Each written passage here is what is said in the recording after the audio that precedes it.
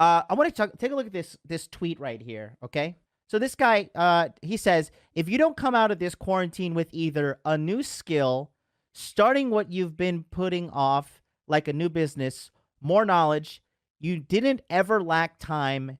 You lacked the discipline. Okay, but I'm saying if you are in a position right now that you're just basically locked at home and all you can do is watch social media or watch the mainstream media, don't do it. Pick up a fucking book, learn to code. Use this as a time to make yourself better. Now, I was just reading a couple articles on our topic today. The feminists are going crazy. John, they're saying that this is actually from the patriarchy to suppress the healthcare workers, which are mostly women, service workers, mostly women, and teachers and daycare workers, mostly women. That's their conspiracy on the feminist side. I mean, again, it's hilarious. It's just really, I love this. I love that this is happening, honestly, because it's a good wake up call for a lot of people. Because Thor, you were smart enough to be a very logical man and decide like, oh yeah, I don't want to get a PhD in HR marketing psychology, and now you're going to be sitting on the couch not making any money. During this entire pandemic, have you been unemployed or not making money at all? Have you been deemed a non-essential worker? No. I was taught very early on, you have to be an essential worker and you have to be mobile and be able to go anywhere. So the career path I chose was in power line work, maintaining the electric grid. And that is needed by everybody in the world today. Everybody. They're even putting power lines into the Amazon jungle, and the hunter-gatherers have internet. So, no, we work. And not only do we work, we're working overtime, and we get double time to go out there and maintain that grid right now. It's essential. When I drive my company vehicle, I pass through all of the barricades. I'm a first responder. So that's good for me, and it's a good career path. But I've always kept in the back of my mind as well is you have to have the ability to make money even in the most dire circumstances. Even if you make something at home and sell it on the internet, anything, you got to have more than one stream too. So that's been my philosophy. I'm working. I know people that are working. A lot of craft folks are working right now. Unfortunately, I feel bad for those that are not. My oldest son, he's a server at a very high-end restaurant, makes better money than most linemen, but he only has to work 3 days a week. So it's really a nice luxury job if you don't want to work hard. He is out of work right now, and that business has gone bankrupt. So he's going to have a tough time. So people want to know, Thor is a power lineman. So Thor, could you just give the people a quick rundown on what a power lineman is? Sure. A power lineman are the guys that you see on the side of the road where all the poles are standing up and have the wires, or even better yet, the towers that are 30 feet tall that you see across the desert that come out of the Hoover Dam and all of the hydro stations or power stations and travel across this country and distribute power to everybody's houses and business. I'm the guy that flies in on a helicopter and has a steel suit in that bonds in to that line at 500,000 volts, and I repair it so that your electricity does not turn off in the middle of the day when you need it. When it's hot, you need that air conditioning. Right. Or when your internet, you need your internet, you need your power. And so that's the craft that I've learned. Well, I mean, like I said, there's just such a vast amount of stupidity going around that I'm just like, I just wanted to bring some solid, like, rational voices to the table here and just talk about what's going on. Because, like, I mean, Ryan, you're a pretty like good common sense guy. You just always have a good rational outlook on things, which in today's day and age is worth its weight in gold because we're just overrun with idiots. That being said, like, what is your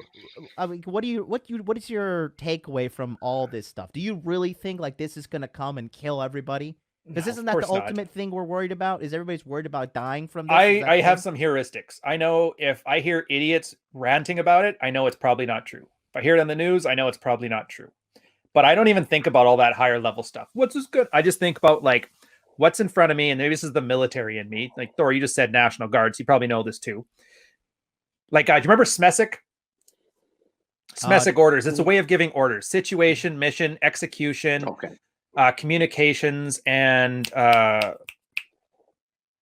logistics. But I can't remember how. There's a different word for it. Essentially, the situation: quarantine. Things are shut down. I can't control any of this stuff. So what do I do to execute? Okay, so what's in front of me? What can I do? Wash my hands. Don't lick old Asian people that are coughing, and make sure I have enough food just in case Karen decides to take all the grocery store food. So my life's handled. Payments for the mortgage are good for the next 12 months. So I've got 12 months of not having to worry about anything. And then you basically just clear your mind of everything. So now no matter what happens, my next 12 months are easy street. So I can literally jerk off in my living room if I wanted to. Well, I mean, except for the windows are wide open and people will see it, but it's the city. Nobody cares. Start an OnlyFans account, charge for it. Rafe, you're out in, was it Montana? Is it? No, I'm in Colorado. Colorado, sorry. And are you in Denver, or where are you at? I live outside of Denver. Okay. How are things over there? Are people losing their mind? No, I mean everybody's sitting at home, but I mean it's pretty normal. Everybody's still going to the grocery store. Everybody's still doing everything they need to do that they can do. Yeah. And most of us are sitting at home working from home. I kind of want to. Everybody in this panel is in their 40s or older, so I want to ask you guys this just as a perspective.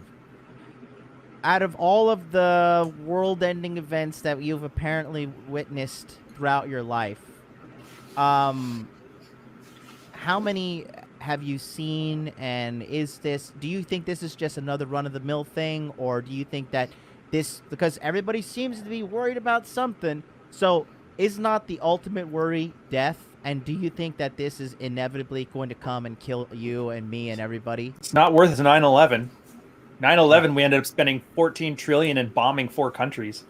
Right. I joined the military after that. There's no way this is going to be bad enough that I'm going to try and be a doctor. I'll just leave that out. Yeah, and if I was that worried about it, I would have been out doing what I was doing yesterday. So, I mean... Ooh, what'd you do yesterday? 26-year-old.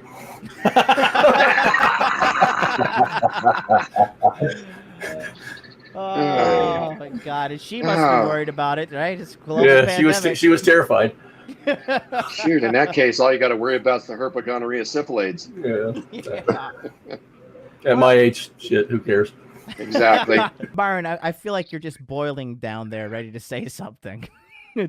No, man. I mean, it's this crazy what I'll call radical feminism. It only exists in times of peace, man. It can't exist in times of turmoil. That's just the reality, because masculinity is needed. So you got to suppress that craziness. You know what I mean?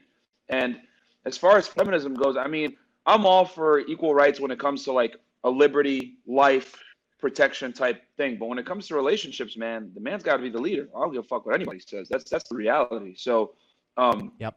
Because women feel most safe and they can be in their feminine nature when they have a strong man leading them. You know what I mean? Mm-hmm. And they can Myron, just Myron, can I chill throw a and be question happy. in there?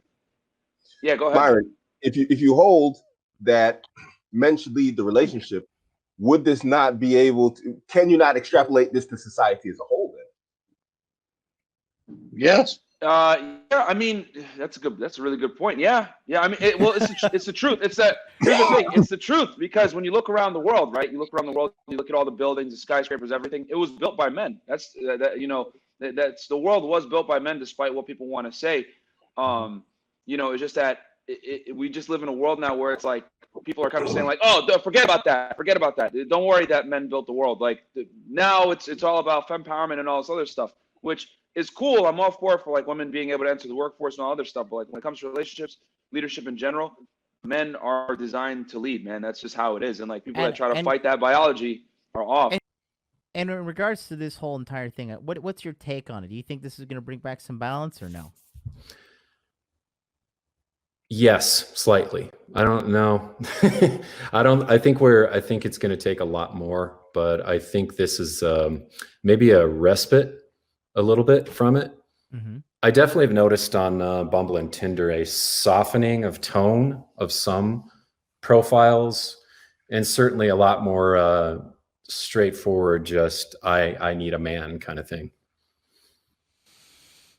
I've noticed that from I have a community of guys that I'm in touch with, obviously, and it's about 300 plus on the Facebook group, and then I have some guys that I'm directly texting with, and I'm seeing a global kind of shift in the tone of Yeah. how the typical Western chick is acting. Like a lot of chicks are being a little bit nicer, a little bit more accommodating, if you will. Mm, And yeah, I've sensed that.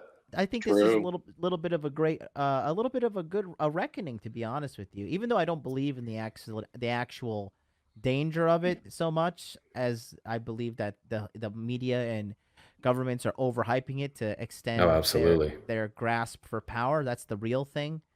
But I mean, yeah, like I said, this thing is, I think it's a there can be a lot of good to come from it, in my opinion.